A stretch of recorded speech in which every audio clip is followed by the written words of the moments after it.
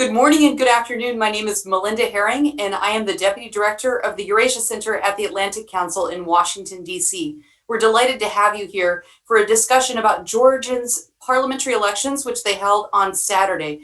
We're joined with four phenomenal analysts, two of the Atlantic Councils. Let me start by introducing them. First is Nino Ghvinadze, a non-resident fellow at the Eurasia Center, and she's based in Tbilisi. Next is Laura Linderman, a non-resident senior fellow at the Eurasia Center.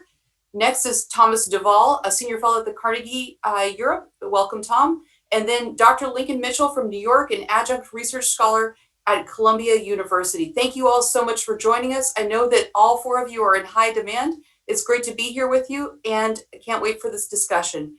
Now, we have 60 minutes together. We're going to spend 45 minutes having a conversation. We welcome your questions. If you're in Zoom, you can go ahead and start typing those questions to any of the four of them in that chat box. If you're on Twitter and following us, you can also send us questions, and I'll be happy to read them and pose them at the appropriate person. Now, let's get started. First question is to Tom Duvall. Tom, I have been reading some of your summaries of what happened, and I think the thing that sticks out to me is your last tweet. You said that overall Georgia seems stuck with its two-party system. Voters again have not chosen alternative voices. The country looks set for more polarized, angry politics, and you showed a video of an angry brawl on election night. Can you give us a summary of what happened on Saturday, and are you surprised by the results? Thanks very much, Melinda, and glad to be with you. And I'm obviously waiting to hear what Nina says from Tbilisi. But yes, I mean, I think the striking thing about this election was that we had a new electoral code, which was supposed to give an advantage to small parties. The electoral threshold was basically abolished, allowing people to vote for small parties, to have a diversity in parliament. But the Georgian voters didn't seem to take up the opportunity. They didn't vote for the small parties. They voted overwhelmingly, as they have in the last two elections in 2012 and 2016, for Georgian Dream or the United National Movement, and again for those two towering figures, polarizing figures of Georgian politics, Georgian Dream's Bidzina Ivanishvili and the UNM's Mikhail Saakashvili. So 48% more or less for Georgian Dream, a very big, quite a big affirmation of them in the third election in a row, and 27% currently for United National Movement in second place, but quite a distant second place. So again, two-party politics, basically a slightly more diverse parliament if, as we're hearing, the opposition does not boycott the parliament. We'll hear about that in a moment. Certainly, Georgia, I think a while ago I described it as an angry democracy. It's certainly a democracy. There's certainly freedom of speech. There's certainly a diversity of opinion, but there's much more angry exchange than there is real dialogue. And I fear what we're seeing at the moment, a more or less free election, although a lot of controversy about certain aspects of it, is a return to that polarizing, angry politics that we've seen over the last 8 years in Georgia. Thanks a lot, Tom. Now, Nino, let's go to you. You're in Tbilisi. Tom just described the overall picture. So Georgian Dream took 48%, and under the new rules, they can form a government. How are people feeling? What's going on in Georgia? Do you expect Georgian Dream to be able to go ahead and form a government? Well, legally, Georgian Dream can go ahead and form the government. As of now, there's no sign that they will not do this. Although by boycotting the parliament, opposition parties are hoping to make the parliament politically less legitimate and for partners to work for Georgian public, for international partners, etc. I have to agree with Tom that this was still mainly vote between UNM and the Georgian Dream, the two major parties. However, these elections were interesting mostly because this was an exceptional elections when we had only 1% barrier for smaller parties to get in. This is the unique chance because into 2024, when we move to proportional elections system, the barrier will be that we will have 4% barrier. So for the smaller parties, if they don't enter the parliament now and use this unique opportunity, and let themselves show to public what they can offer. In 2024, there is less chance for them to go beyond 4%, overcome the 4% threshold, and actually enter the parliament. So unfortunately, for those small parties, for 5 or 6 small parties that had the opportunity to get in now, they are also boycotting the elections now, because they say if the UNM is not in the parliament, for other opposition parties to have single or 3 and 4 seats in the parliament, they will be too weak to have any impact, and it doesn't make sense for them to do it.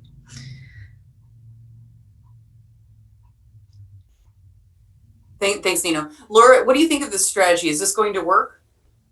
No, I think the strategy to boycott the elections and move into parliament by the opposition parties isn't really a sound one. There were some irregularities with the voting in 8% of precincts, and I think that needs to be addressed by the government, and those need to be retallied.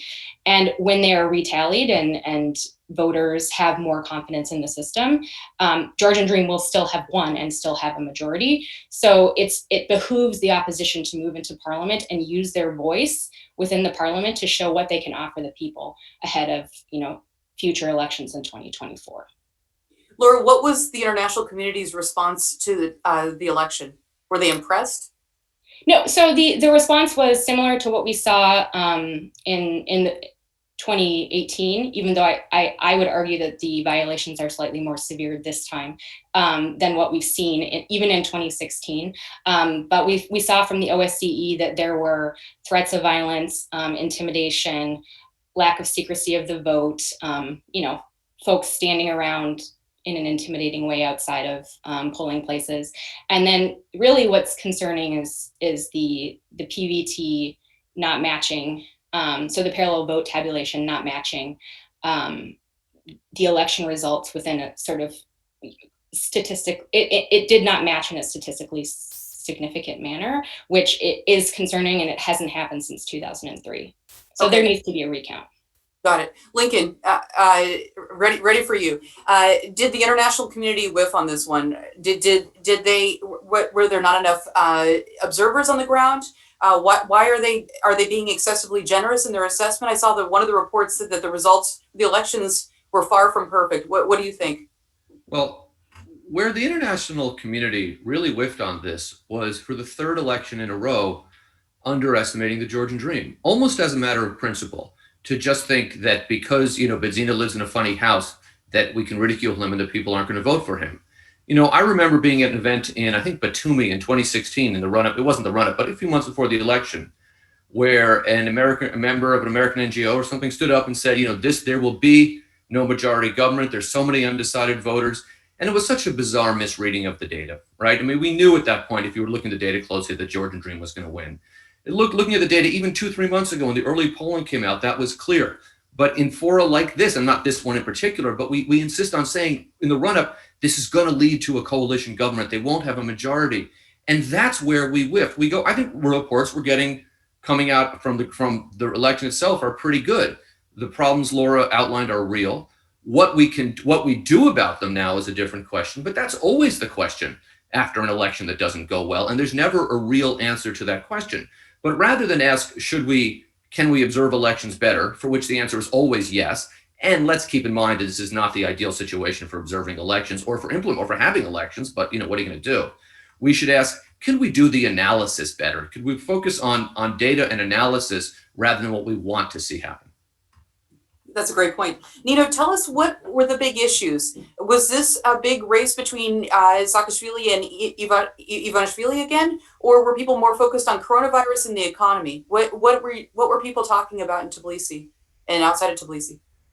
Well, coronavirus was definitely one of the main topics. And it definitely played in favor of the government because well, we all saw that the first outbreak of the virus was relatively well managed. We didn't have high death rates and high number of cases in the first phase. And although we had the increase in the beginning of October, and when it started to go up, there was a bit of a panic in the beginning, but in the last week or so, the growth stabilized, and so there was a calmer attitude from the voters, and there was even the people felt safer to go to the polling stations.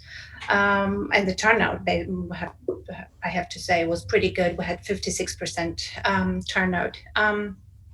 However, there were many issues with how the coronavirus was managed, but it was not really discussed very widely. Like, of course, the one good thing that the ruling party did, the government did, was that they led the CDC, the National Center of Disease Control, to take the lead in the management of this crisis, basically. And they also didn't shy away from taking all the credit for managing the crisis so well and for beating the coronavirus, the term that they used all summer. But there were a number of issues, like the education system was not well prepared for the start of the school and universities in September. Economic packages that were offered are far from ideal, and there were many arguments for and against. But unfortunately, these topics were not widely discussed in the pre-election campaign format. The main discussion was about who's more pro-Russian, who's more nationalistic. And although this is partly opposition's fault that they didn't bring up all the right policy issues that they could. But also we have to say that for the last 4 years or so, we haven't seen a debate between Georgian Dream Party and the opposition party in any format. And I don't speak only I don't mean only Bidzina Ivanishvili or the prime minister debating with the opposition leaders. Even the middle level leaders, second and third tier leaderships from the Georgian Dream or opposition parties, have not sat together in one room and debated anything. We have these parallel realities of pro-governmental TV channels that they broadcast, they interview and talk only with the pro-government, the Georgian Dream leadership and pro-government analysts and experts. And we have another reality of opposition TV channels talking with the opposition parties. So having that division, we had the real lack of real discussion of so many issues, and just relied on how people felt. And that's not always helpful. Let me ask you a follow-up question, Nino. You may or may not know that the U.S. campaign season has been almost completely online. And you're not seeing the officials in the flesh, really. Most of that has been turned to Zoom webinars. How did the COVID pandemic affect the actual election campaign in Georgia? Were candidates still wearing masks and going out and meeting voters, or was it almost all online as well? Yeah, no, because the summer was relatively quiet. We didn't have increase in cases until late September. The candidates had the opportunity to travel all around the country and meet in person. Of course, the opposition was criticized when they organized some big rallies in Batumi for disregarding the safety measures, etc. But they had the opportunity to meet in person with the electorate. Wonderful, thanks. I want to ask a general question. There was a lot of press about Russian interference in disinformation efforts around these elections. I'm not sure if Lincoln or Tom or Laura or Nino, who wants to take this question. How much was the Kremlin involved in disinformation, and did it have an impact on the results? Laura, do you want to go ahead? Sure. I would say that it very little. And if we saw Kremlin interference, it was so far under the radar, nobody particularly knows about it. So we saw sort of disengagement from the Kremlin for this election. I would, and Nino brought up this point when we were talking earlier, there was one area where potentially, allegedly, in the Azerbaijan-Georgia border dispute over Davit Gareja, there may have been some Russian meddling there, but it didn't sort of play out maybe as the Kremlin would have thought. So additionally, I want to make, in results, you actually see that the pro-Russian and far-right political parties were net losers in this election. Patriot Alliance lost seats, lost percentage of the vote, and then the far right, Georgian March, Georgian forget the other one's name, didn't make it even into parliament. So I think you see a real lack of appetite there for pro-Georgia, pro-Russian parties. Thanks a lot. Tom or Lincoln, any thoughts on that question? Well, my view is that I think it's possibly been a strategic mistake in general by the opposition parties, UNM, to talk up the Russia factor. I think Georgia is united in its opposition to Russian military presence in Abkhazia, South Ossetia, to the borderization policies and so on. But I think the UNM traditionally, and Saakashvili personally, obviously, positioning every election as it's between me and Russia, it just doesn't seem to go down so well with the Georgian public. You only have to look at the NDI polling over the summer to see that economic issues are always at the top of the agenda, unemployment and poverty in particular. And don't forget that tourism is now, well, it wasn't particularly this summer, but it is the mainstay of the Georgian economy. And Russians have traditionally been the biggest tourist group. So I think Georgians, on the one hand, oppose the Kremlin's policies and borderization and so on, and on the other hand, are quite pragmatic about welcoming Georgian tourists to their country, or selling the Russians Georgian wine. So I think Saakashvili is still living a bit in the 2000s, his own personal feud with Putin, and I think those talking points have not done him very well electorally. Yeah, that's a really good point, Tom. While we're on Saakashvili, let's just finish this thread out. He's in Ukraine now, and he's in a reform position there. Do you expect him to come back to Georgia, or do you expect him to stay in Ukraine, or is he just going to look for an opportunity? Lincoln. You want me to do that for me or Tom? You take it, Lincoln. Saakashvili benefits from talking about coming back to Georgia. That keeps his political hopes alive. That keeps his 20 to 30% of the electorate with him, whatever that number is. Actually coming back to Georgia would be a disaster for him for several reasons. First, he might get arrested. Secondly, he would find that he doesn't really have any support to speak of. So the potential of coming back, politically speaking, works for Saakashvili. Actually coming back would be a mistake, and I think even Misha understands that. Otherwise, he would have come back. It's been many years now, and this election, I mean, if you had slept from 2 weeks before the 2016 Georgian election and woke up 2 weeks before this one and listened to Saakashvili, it would just sound continuous. He just said the same things. The Georgian people don't want to hear it anymore. About 25% do, and he likes talking to those 25% of the people. Lincoln, follow-up question for you on UNM. There's a lot of people think that UNM needs to move past Saakashvili. Is that correct from a political science perspective? If you were giving advice to UNM, would you say it's time to reframe the party? And if so, how do you do that? Well, I don't. That's a multifaceted question, right? Because my first kind of wise apple response is Georgia has moved on from the UNM, right? So to a great extent, the presence of the UNM and the presence of Saakashvili at the front of the UNM, the leadership of the UNM, is the best political asset that the Georgian dream has. If the election's about Saakashvili, the Georgian dream wins, right? No one. That just becomes that possibility overwhelms anything else, whether it's education, economic handling, or mishandling of COVID, whatever. So the question for the UNM is, should you reform without Misha? It's not obvious. It's not obvious at all, because without Misha, they lose the Misha loyalists, who right now might be the biggest faction, or probably are the biggest faction within the party. Also, without Saakashvili, what are they as a political party? So if I were advising the UNM, it's an odd thing because I don't know what their goals would be. But what I would say is, look, you finished second in this election. That's the best you're going to do.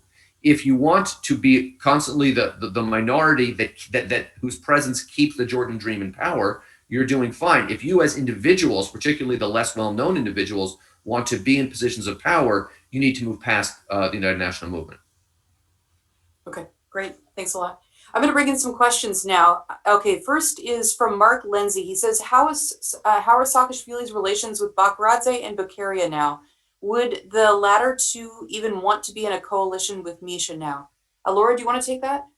I would say I don't know particularly, but the European Georgia said they would not join a coalition where Saakashvili was going to become the prime minister. So I think that you can take what you will from that statement. Great. Okay.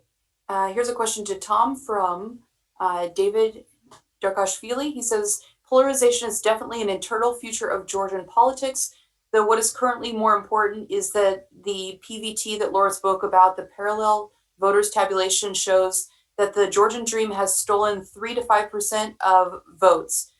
If that's not true, if not that, coalition government creation would have been unavoidable. What do you think about this situation? All 8 opposition parties who overcame the 1% threshold decided to boycott the second round of the new parliament.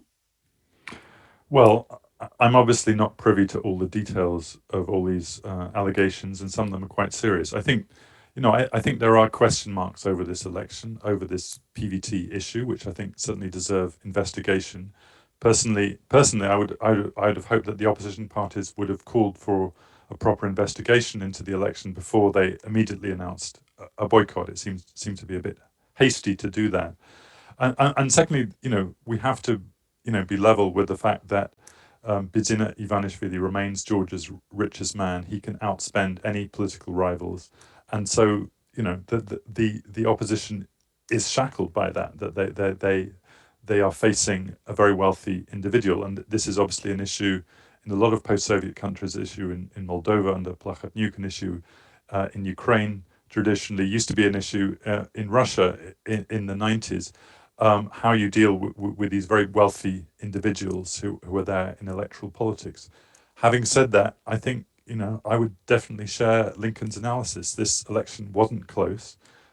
Even I'm pretty sure, I can't be 100% sure. I'm pretty sure that if those irregularities would be corrected, that Georgian Dream would still be forming a government. It would still have the absolute majority in parliament. So I think we have to separate these issues, that there are question marks over the election, there are question marks over irregularity, but the opposition also needs to be asking hard questions about its own strategy, about its own viability with the voters, about why it can't repeat what Georgian Dream itself did to the UNM back in 2012 and overturn a kind of massive state deficit and win an election.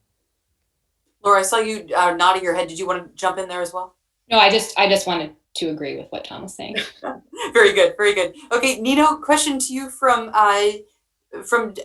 Brussels, from the Open Society Europe Policy Institute.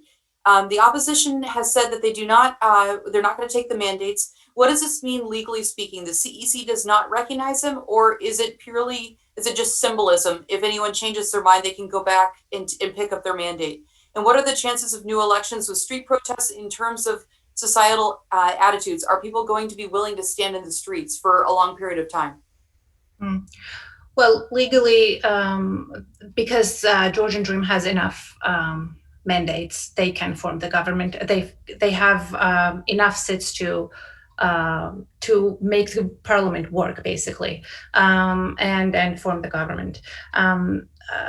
Once the CEC announces that the parliament is official and passes over the mandates to the members, then they can denounce their mandates, the opposition party representatives, and leave the parliament.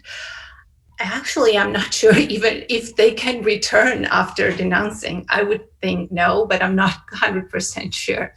And the second question was regarding the protests. Well, we've seen mixed results. Like, we've seen protests that start and then fade away. We've seen protests that reach certain results, like in case of the reform of the electoral system. Eventually, with the help of the protests and the push from the joint opposition front, they managed to reach some kind of compromise over the election code. So I guess that's the best hope for the opposition right now, to reach some kind of compromise. And then, as Laura mentioned, the best compromise would probably be to recount the votes, especially on the argued precincts. But that, again, will not drastically change the result outcomes. And given the COVID situation, and we have the forecast that the rates of infection will go up in November, we expect it to be the worst in November. It'll be very hard to keep the protests going on. Good points. Nino, is there any reason to believe that the government would be willing to recount the votes in these contested areas?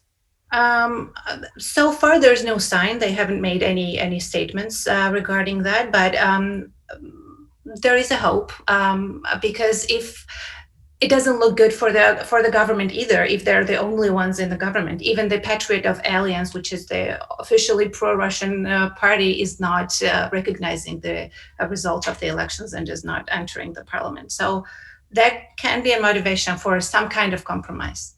Yeah. Yep. Okay, here's the great question that I've been waiting for. This one is over to Lincoln. Lincoln gets all the hard questions. Lincoln, how do smaller alternative voices move past the UNM? It seems voters found smaller parties and they point to Lilo, EG strategy, Gurchi, AOP equally interesting. And do you think the 1% threshold, which was not recommended by the Venice Commission, did its job by splintering the opposition and preventing an effective coalition? Well, it seems like there's a two-part question there. Yes. And with regards to the actual 1% threshold, the 1% threshold doesn't necessarily splinter the opposition. It can. I mean, what happens is anybody with 6 people in a room look around and say, we can get to 1%. And that's a very seductive notion. So that does, in that respect, it does. On the other hand, parties that can get 1% get in. The problem is, what does 1% get you? It gets you 1 seat. It means it's an institutionalized gadfly, right? So I would set a threshold. My view on this is you want it either in the 3 to 5 range or above 10. And you don't want it below 3. You don't want it in that middle range, that 7%. You want, so in that regards, I guess it did what it was supposed to do, what critics were afraid it was going to do. As far as the kind of more substantive question, this is, for me, the real fundamental question facing Georgian politics. And it's been facing it for a while. And I think the cop-out answer, which I'm going to offer and then critique, is that let time pass, right? At some point, Saakashvili, who is the UNM, is going to be this kind of laughable character from the past, right? And at some point, the people in the Georgian dream, which exists, which is deeply revolves around one very, very wealthy individual, what holds them together, what brought them together, was fear and anger towards the Georgian dream. And the problem is their voters keep getting pushed back to the Georgian dream because of the UNM presence, right? So there's 2 time factors. 1, time makes Misha just seem less relevant. And 2, time makes the people who are already kind of in the Georgian dream, both at the elite level and at the voter level, more open to leaving because they're not afraid of Misha coming back. The other problem here, which I've said, for many years in my writings about Georgia, and Nino, I think, touched on this in her opening comments, is that Georgia has what I refer to in one of my books as Seinfeld elections, because they're about nothing, right? They're about patronage and they're about personalities. And the main ideas, there's consensus around the main ideas. Now, the third piece of that, so until there's real issues that cleave the electorate, right? One side saying, we want a social democratic model of economic development. The other saying, we want a liberal economic model of economic development. One saying, we want to be in NATO tomorrow. One saying, we want a multi-vectored foreign policy. One saying, we want, socially liberal policies. And one saying, we want to do what the Georgian Orthodox Church says. Until you have cleavages like that, we're going to be stuck with elections like this. The wild card here is governance, right? The challenge for the Georgian dream going forward, as I see it, is not so much, if they really want to stay in power, which presumably they do, is not so much to present to the Georgian people and the international community, which is a phrase I hate, and to foreign powers, that somehow they had great elections, which, that's what they can do is govern well, right? Get back ahead of the COVID problem, which I agree could very well go south in Georgia soon, right? Build the economy, solve education problems. And if they can do that, particularly if they do that, that articulates approaches around which there may not be a consensus, because that's what leadership is, then you might see a democratic system evolving. But if this question is always, which strongman do you support, Bidzina or Misha, Georgian politics are going to remain frozen. Wonderful. Thank you, Lincoln. If you're just joining us, we're having a conversation about Georgia's parliamentary elections, which took place on Saturday. Laura, Tom, and Nino, I want to give you a chance at this question too. How do alternative voices move past UNM? And the questioner again was saying that these small parties all did equally well. Any thoughts on that? Nino, over to you if you have any thoughts on that. No, I think I mentioned this in the beginning too, that this election was exceptionally interesting because if before in 2016 people had to choose between UNM and Georgian Dream and didn't know what to do because many people didn't want either. In this election, there were alternatives, and a few of them. Before, you could also vote for, I don't know, Republican Party or other parties that didn't really have a chance to get in the parliament, but your vote would have been lost. Now with the 1% threshold, there was a hope that, okay, even if it's only one seat in the parliament, my vote counts, and the person or the party I voted for will be represented in the parliament. So there was an alternative, and it was kind of used. These parties, there were in total, I think they gained up to I don't want to make the mistake now, up to 20 seats at least. And the second round of the single mandate majoritarian elections, the few opposition leaders had the chance to win, and not all of them are UNM members. So I think this election was a little bit different, even though the main players were still Georgian Dream and UNM. Great, thanks a lot, Nino. Tom, go ahead. Sure. Well, I think someone once described Georgian politics as competitive feudalism, in which you get a choice.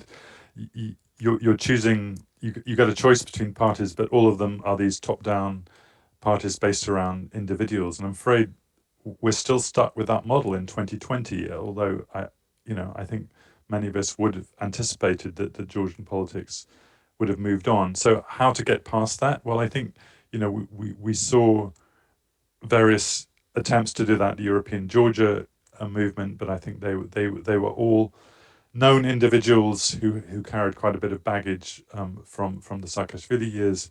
We saw Mamuka Ghvinadze, the banker, forming a party, but again carrying quite a lot of baggage as well, because bankers aren't the most popular individuals in Georgia. So again, I think I'm also struck by the fact that Georgia's huge poverty, inequality, and unemployment issues, that no one has formed a kind of social democratic party.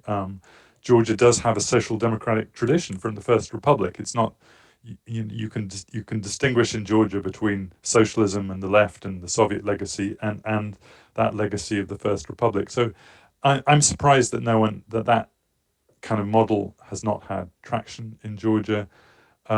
We think of Georgia as being quite a liberal and tolerant place, but many of us have personal friends in the Republican Party. But again, it's striking how little impact that party always has among the voters. It never gets more. It and its representatives in various manifestations never gets more than 2 or 3% of the vote. So I think these are the questions to be asked, whether there is anyone in Georgia who wants to kind of start again with a blank slate and look for a more kind of policy-based party. But maybe we're recommending it to the wrong society. I don't know, but that's what I'd like to be looking at. Thanks a lot, Tom. Okay, question from me. On the ideological front, I would add that Girchi is the rare exception in that landscape. They have a clearly libertarian ideology and are actually actively campaigning. And actually, in this elections, they showed, compared to the previous elections and compared to other parties, pretty good results, especially in Tbilisi. Great, thanks, Nino. Okay, question from Miriam Lenskoy. This is to everyone except for Lincoln. So let's start with Laura. Does the panel as a whole agree with Lincoln's analysis that UNM is keeping GD in power? Is this the accepted view among experts at this point? Laura, go ahead. So for these elections, I would say that Saakashvili's role in elections definitely helped Georgian Dream, because, wild speculation here, it became clear that Georgian Dream was likely going to, Saakashvili sort of has a cap on his popularity level. So if he and the UNM cannot win at all, well, let's win amongst the opposition. So it sort of caused more splintering amongst the opposition parties, such that, you know, maybe voters felt they needed to choose UNM over some of the other parties. And it just overall did not help the dynamic amongst opposition parties and their ability to cooperate, because Saakashvili was such a red line for so many of the smaller parties. Thanks, Laura. Nino? Yeah, I'd echo that. I mean, I think the last two elections have become more or less a referendum on whether Saakashvili should return to Georgia or not. And both times, I think the voters have basically said no. Nino, did you have any thoughts on that question? Do you agree with Lincoln? Yeah, I agree that Saakashvili personally is, and UNM, as Laura mentioned, is playing its card against smaller opposition parties. And however, I have to mention that even though UNM announced that that if they win, Saakashvili would be the prime minister candidate, and that was, of course, the a problematic statement for many other opposition parties. They distanced themselves from that. On the election day, Saakashvili was had an interview in one of the TV shows and said that he was not interested in prime ministerial position, which is confusing, because why would you run the whole campaign on being a prime minister if you say you're not interested in the position on the election day? So, he does play this kind of destructive role. Thanks. Okay, now Tom and Lincoln, how do you assess Georgia's position on the Nagorno-Karabakh conflict? It did not feature much in the pre-election campaign, and what are the possible consequences of this war on Georgia? Tom, if you want to go first, go ahead. Sure. Well, I think it's worth mentioning that one of Saakashvili's mistakes was early on in the conflict to come out with a very strong pro-Azerbaijani position. Georgian politicians have traditionally tried to stay neutral. They've supported the territorial integrity of Azerbaijan, but otherwise they've called for a peaceful resolution of the conflict and tried to keep up good relations with Armenia. That's been the kind of standard Georgian response to this conflict. And I think it'll be interesting to see the data, but I think that stance by Saakashvili will have cost him, pretty much that entire Armenian electorate, and also, I think alienated a lot of people. I think this is a really bad, obviously it's a terrible conflict, a tragic conflict as far as I'm concerned, for the people of Armenia, Azerbaijan. And a lot of Azerbaijanis will disagree with me. They think it's a war of liberation, but that's for another time. I certainly think this is a huge tragedy, this conflict, and the impact on Georgia is basically a lose-lose. Georgia has to try and keep good relations with both countries. Georgia has a large Armenian, a large Azeri minority, and it has to focus on trying to keep them from coming to blows, which they've so far managed to do, but the longer this goes on, the more that becomes a possibility. Georgia loses economically, loses from investment, possible bad scenarios include even disruption of pipeline routes. So I think this is a real nightmare for Georgia the longer it goes on. Fortunately, we're not seeing direct impacts at the moment on Georgia, but the way things are continuing, the kind of horizon for a diplomatic solution seems to be disappearing, and the more that happens, the worse it is for Georgia. Thanks, Tom. Lincoln, any thoughts on Nagorno-Karabakh? Yeah, I very much agree with what Tom said, perhaps just riff off of two of the things he mentioned. One is that if that conflict grows, right, first of all, it will almost certainly lead to problems in the region, including the rise of COVID at this moment, but also it puts the South Caucasus back on the map for war, right, and conflict and violence and instability.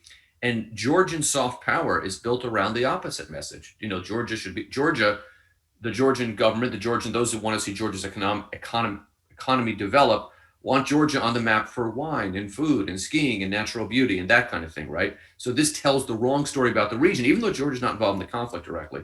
The second thing is Tom touched upon the large ethnic Azerbaijani and Armenian minorities within Georgia.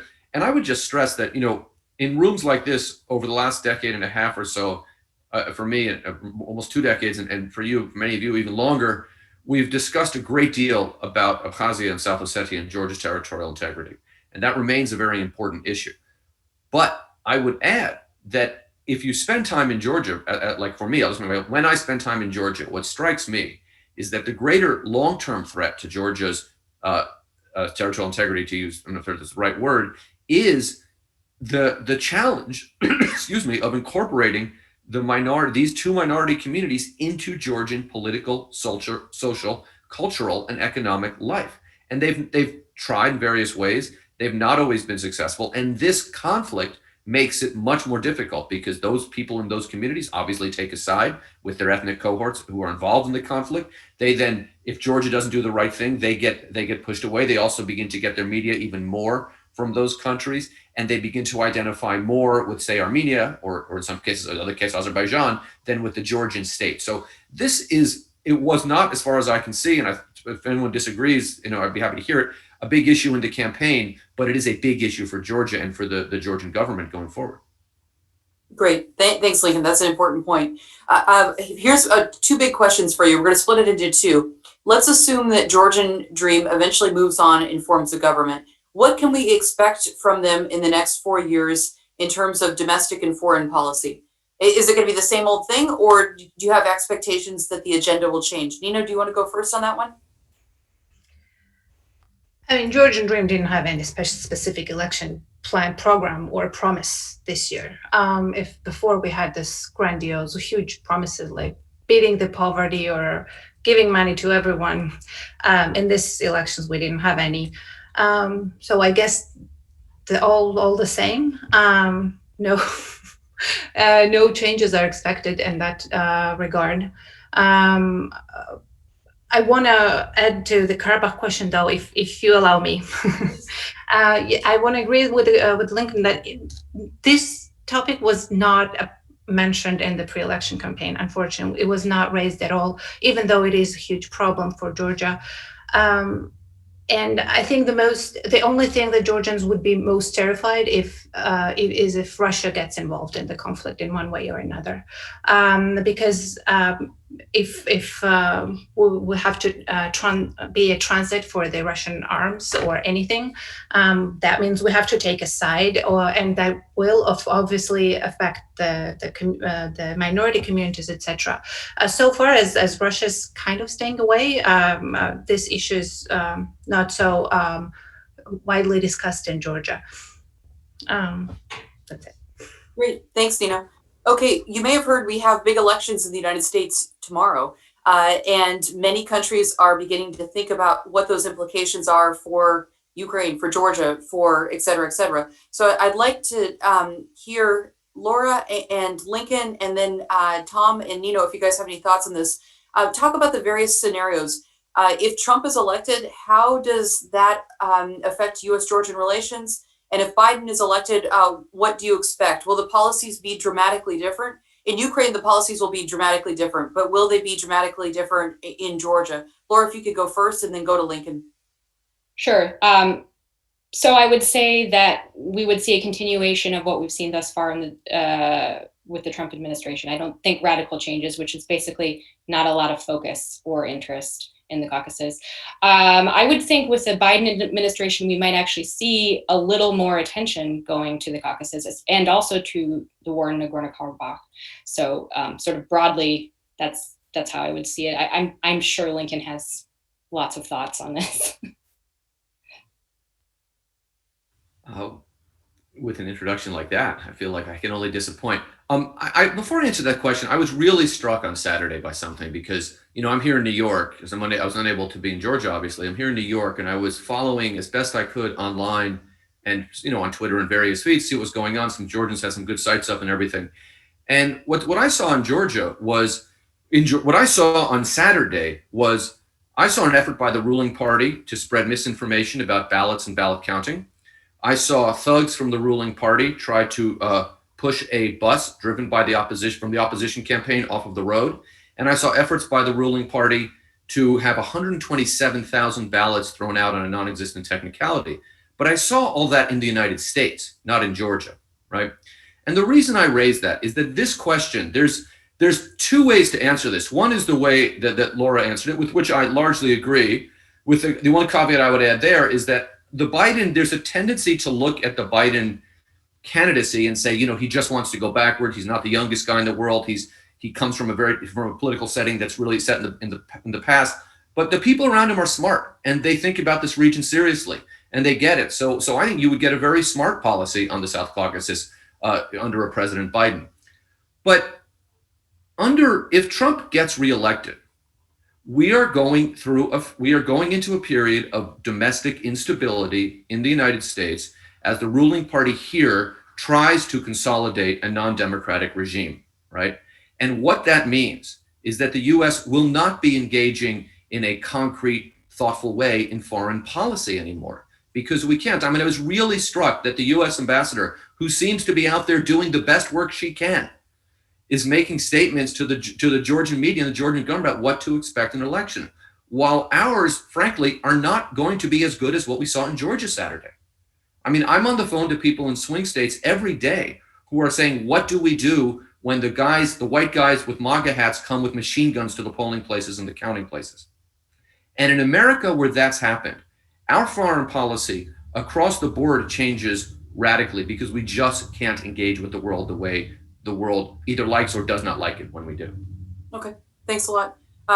Nino or Tom, any thoughts on these two different scenarios? No, you guys are going to play it safe. Okay, that's fine. Fair enough. Nino, a question for you. What's your prediction for the coming winter in terms of economic problems the population is facing now? You said that COVID's expected to get worse in November. Tell us how things look for the winter, please. Well, the government is promising no lockdown, no strict lockdowns. And if the cases do not grow rapidly, like if it stays under 2,000, 3,000 a day, we shouldn't have any lockdowns if we don't have mass protests and the government is not tempted to have restrictive measures, maybe, I don't know. But economically, of course, this is going to be a very difficult year. The tourism sector that was mentioned is in disarray, is in a very bad situation. And tourism was almost 11% of our GDP. Our Minister of Finance is saying that our economy is showing good sign of the rebounding, but this is not something people will feel immediately. So winter will be hard. The government is promising different smaller aid packages, like to individuals to pay the communal bills, etc. But this is not going to be a good winter. I'm sorry to hear that. Gentlemen, Tom and Lincoln, Thomas DeVinter wants to know, how do you end up at the conclusion that the Georgian Dream would win the elections anyway if they end up at around 48% with the irregularities mentioned? Does that not indicate that these were just a few of the crucial percentages they needed to secure the majority? As I understand it, this is precisely what frustrates the opposition. So if you could explain your math, that would be great. Well, maybe we need Nino to come in here with the precise math, but as I understand it, any party that gets 40% of the vote in the election is entitled to form a government. Is that correct, Nino? Right. And also, we shouldn't forget that the 48% is of the 120 seats formed by proportional representation. There were also 30 seats formed in the single mandate constituency, US, UK style seats, and it's expected that Georgian Dream would win a majority of those seats. So I think the maths, even if you were to let's say reduce the Georgian Dream vote by 5%, I think the maths would still add up for them to form a government. Wonderful. Okay, question for Tom. Someone else wanted to know, you said Georgia's an angry democracy. Is there any chance that this anger could spill over into political violence this round? That's probably not more a question for Nino, who's actually in Tbilisi. But I think, we have seen already some street scuffles, and we've seen, Georgia for the last 30 years has used Rustaveli Avenue as its scene of street politics, and sometimes those protests have been peaceful, and sometimes they turn violent. So I think we should always be prepared for a bad outcome here. We saw with the famous summer before last, the famous infamous, I guess, protests where the police overreacted and used rubber bullets and dispersed a crowd protesting against the Russian presence, the Russian parliamentarian in the Georgian parliament. So unfortunately, there's, and again, you go back to 2007 and what Saakashvili did to crowds. So unfortunately, there is precedent for a heavy police reaction. We hope that isn't the case, but I think we have to be prepared for those eventualities. Yes, we do. Thanks, Tom. Nino, did you want to jump in on that question? No, agreed that there is a theoretical chance of escalation. I mean, we've had experience of both, as Tom mentioned. Okay, I think the last question is for Lincoln. Lincoln, you can jump in on this question. Let me ask you one other question. At what point does Georgian Dream stop being simply a vehicle for power and start becoming a real political party? Is there any sign that it will, that the opposition parties will become political rather than oligarchic movements?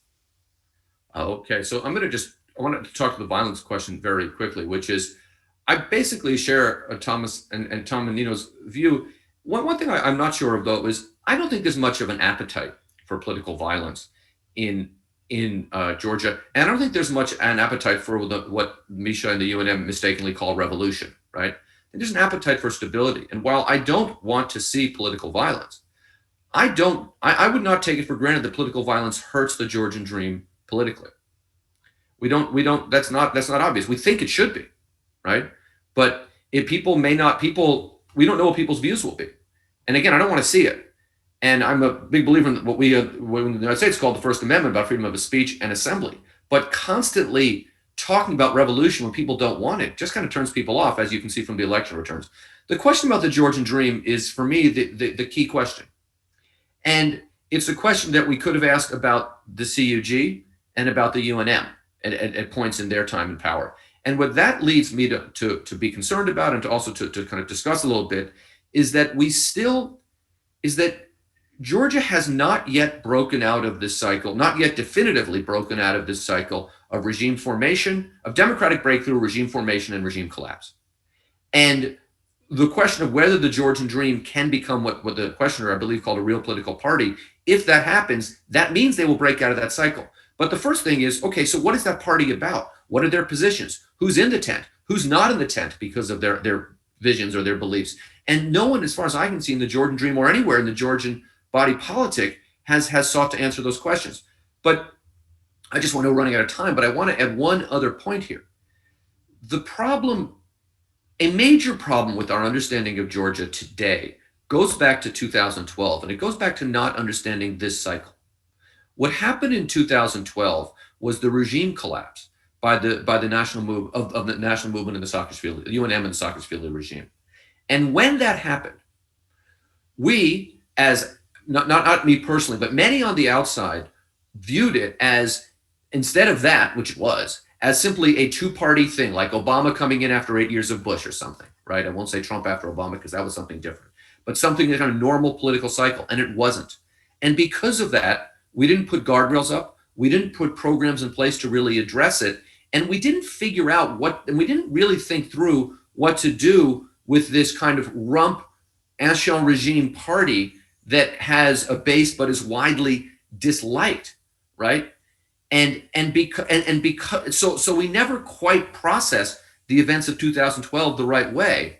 And in my view, we're still paying for that today. And that's one of the reasons why we still, and I say we in the sense of not me personally, but again, many of us in the kind of observer of Georgia world, continue to be surprised when the Georgian dream keeps winning elections. Can I add something on the protests? Please.